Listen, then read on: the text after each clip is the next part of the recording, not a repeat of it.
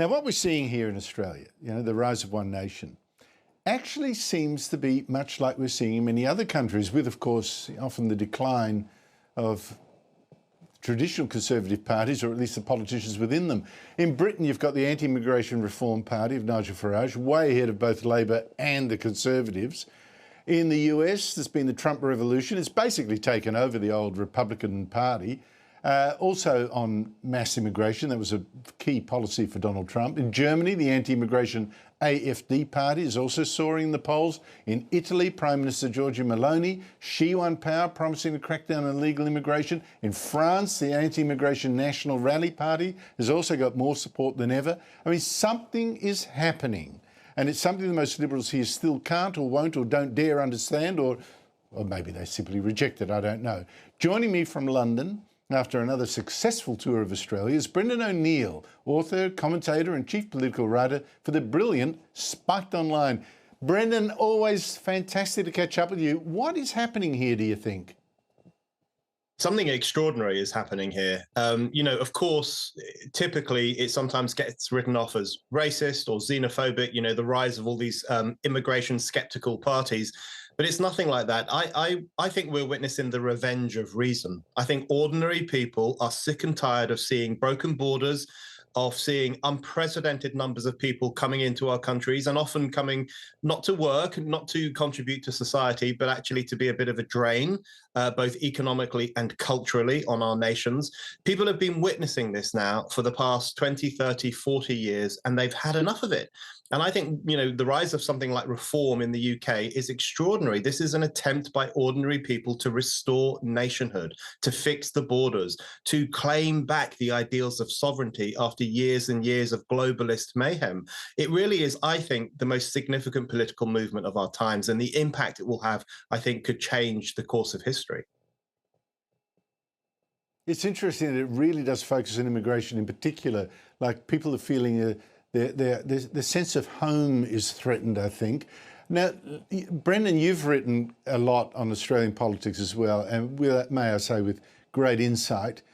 What should be the lesson of this change for our Liberal Party, or is every country a little unique? The situation is a little different. Is it happenstance that it's all happened at the same time in so many countries? Well, you nailed it there, Andrew, with your use of the word home. Because in the UK, Nigel Farage refers to it as the politics of home. This is about giving people in the United Kingdom, and by the way, this is not a racial thing. There are British people who come from Irish backgrounds like me and Indian backgrounds and other backgrounds who want to do this, who want a new politics of home, of cultural security, of feeling like you belong to the nation and that the nation belongs to you. And I would suggest that the Liberals take this on board. And they recognise that you can't just have open borders anymore. Sometimes you can't just have completely free market policies. You have to listen to what ordinary people want. You have to sometimes make compromises. And Farage is kind of weaving an interesting path between both the Thatcherite politics of neoliberalism and also the overbearing statism of the Labour Party. He's trying to find a new way between those two things that gives people cultural security and economic security. That's what the Liberals need to start pursuing as well. The Liberals should look at the Conservative Party in the UK. We've got a good leader of the Conservative Party at the moment, Kemi Badenoch. She's a good leader, a good speaker. She's got good ideas. But the Conservative Party is a busted flush. It is on its way to historical decline and insignificance. And if the Liberals don't want to go down that same road, they really need to start bucking up their ideas, I think. Well, one of the things that's killing the Conservatives, of course, their past record is really against them, because they promise a lot of things that they didn't deliver. And if they promise them again now, fingers crossed, we really mean it. I think the Liberals here are a little bit in that same position on things like, immigration and net zero. Meanwhile, something shocking in Britain, Brendan. I mean, another example, it's insane persecution of Jews that we see here, that you see there. In Brighton, you've now got anti-Israel activists going door to door to check if the people inside are Zionists or anti-Zionists. It's unbelievable. They're pushing a boycott of Israel. Here they are. You're anti-Zionist? Yeah, because the Zionist ideology is an apartheid ideology in our view. But can you understand why people would be uncomfortable if they dispute that view of you going door to door? I mean, people might feel uncomfortable, I suppose, but it's only a one-on-one conversation. We're very polite on the door. If someone who's Jewish opens the door, that's going to be uncomfortable for them, isn't it? Oh, we don't think so. It's no different from the actions of a political party like the Conservative Party or the Labour Party. No different, Brendan, to someone from a party, the Labour Party saying, I'd like your vote?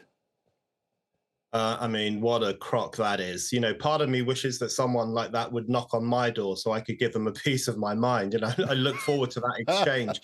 But, I'm sick and tired of tiptoeing around this. Anti-Zionism is anti-Semitism. There is no question of that in my mind, because if you spend your every waking hour dreaming of the destruction of the world's only Jewish nation, going onto the streets of Sydney or London and saying we need an intifada, which means violence against that Jewish nation, and your whole personality is defined by your opposition to the idea of having a Jewish homeland, then I'm sorry to say you clearly have a problem with Jews.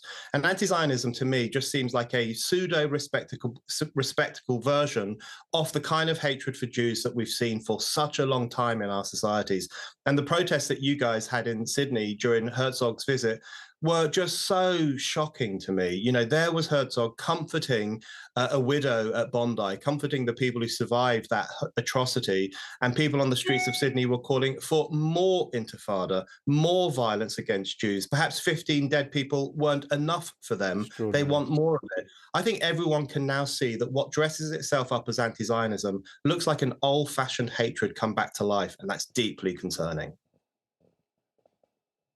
Absolutely. Brendan O'Neill, always great to talk to you. Thank you so much indeed for your time.